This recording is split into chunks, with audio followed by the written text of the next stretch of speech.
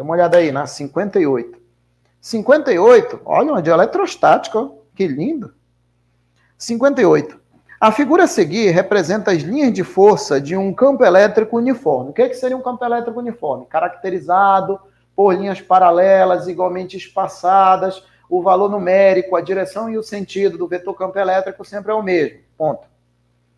A partir dessas informações, o campo elétrico uniforme, os pontos A, B, C e D situam-se nos vértices de um retângulo, cujos lados BC e AD são paralelos às linhas de força. A partir dessas informações, podemos afirmar que, olha só, primeira coisa, dona Natália, nem sei se eu passei esse assunto para ti, hein? Não sei se eu mandei essa aula de campo elétrico, não estou lembrado, mas bem que não, né? Que a gente não estava preocupado com isso, agora que a gente vai se preocupar, né? Então, ó, as linhas de campo, as linhas de força do campo elétrico são caracterizadas por linhas paralelas igualmente espaçadas. Então, tem aqui, ó, algumas linhas paralelas igualmente espaçadas, caracterizando o que a gente chama de campo elétrico uniforme. Aqui, ó. Campo elétrico uniforme. Isso aqui seria o campo elétrico E, tá? Aí eu tenho os pontos aí. Cadê os pontos? Os pontos são esses daí. O B, tem aqui, ó, o B.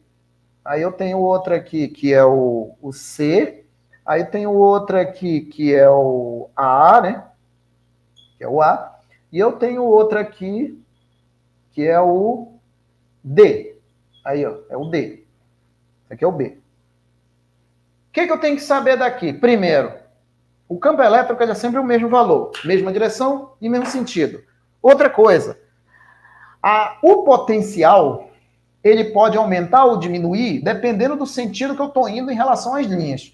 Se eu vou no sentido das linhas de força do campo elétrico, os potenciais eles sempre vão estar decrescendo, eles vão diminuir.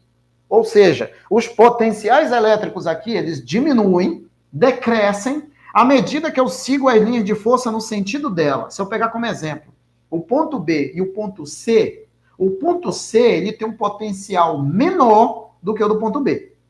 Então daqui, ó, se eu pegar a ideia, o potencial de B ele é maior do que o potencial de C.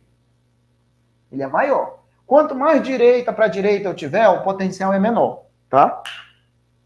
Ele vai ser menor. Aí vamos lá, na afirmação 1.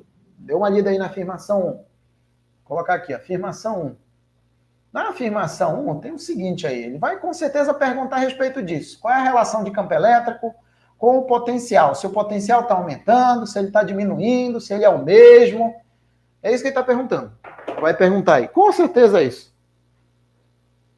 Então vamos lá, a 1. Então, dê uma olhada aí na 1. A 1 aqui, ó, diz o seguinte. O potencial elétrico em A é maior do que o potencial elétrico em B.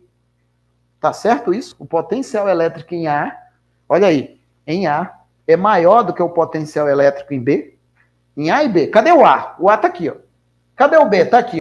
As linhas as superfícies, melhor dizendo, as superfícies equipotenciais, ó, elas são perpendiculares em relação às linhas de força do campo elétrico. E sempre são perpendiculares aqui, ó, 90 graus, 90 graus, 90 graus, 90 graus e 90 graus aqui também. E aí o que acontece? O B e o A, ó, pode prestar atenção que eles estão em cima do mesmo superfícies equipotenciais. Então significa que eles têm o mesmo potencial. Então tem aqui que o potencial de A é igual ao potencial de B. Por quê? Porque eles estão em cima da mesma superfície. Então a 1, ela é falsa. A 1 é falsa. 2.